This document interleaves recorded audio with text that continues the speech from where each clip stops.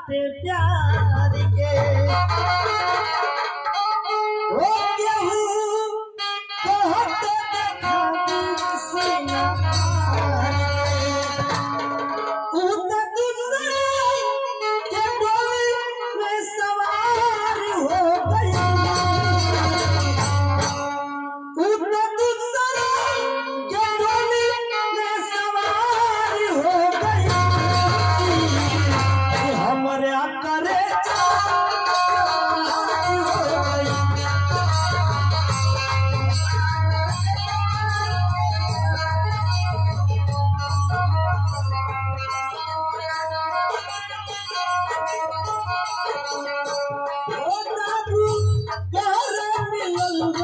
बाटे प्यार के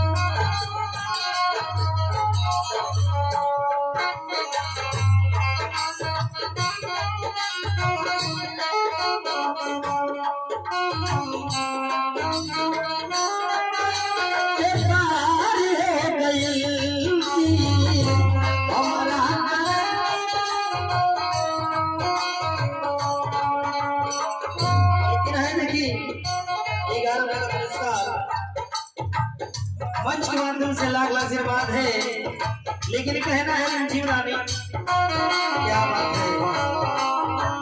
ये मीठ बतिया बतिया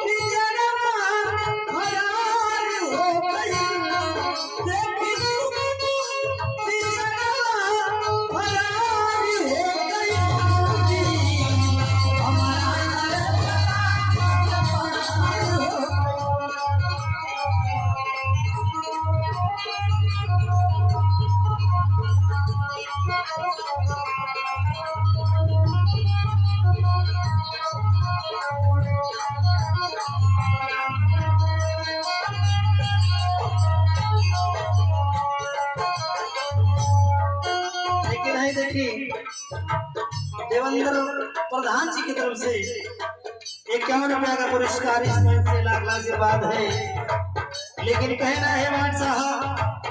बारे अरे देवेंद्र प्रधान जी, ये प्रधान जी का पुरस्कार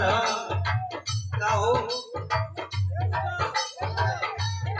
अच्छा 2 बार प्रधानी है, अच्छा 1 बार बेटी सी हो, दूसरी बार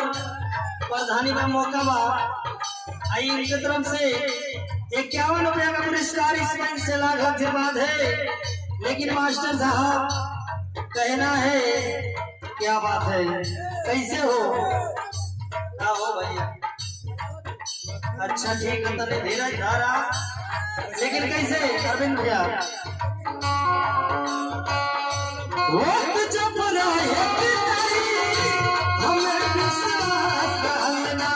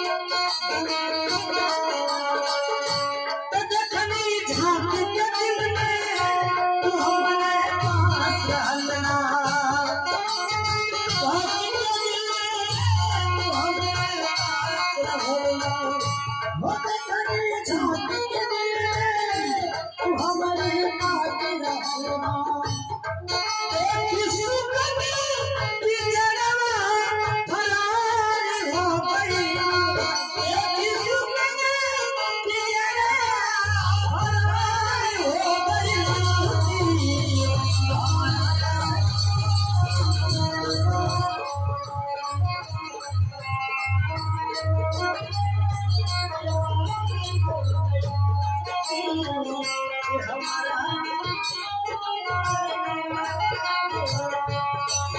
दिल देता है,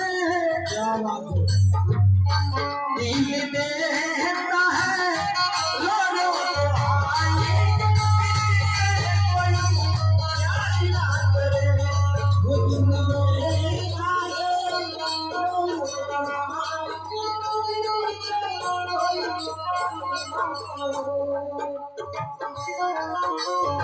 हेलो हेलो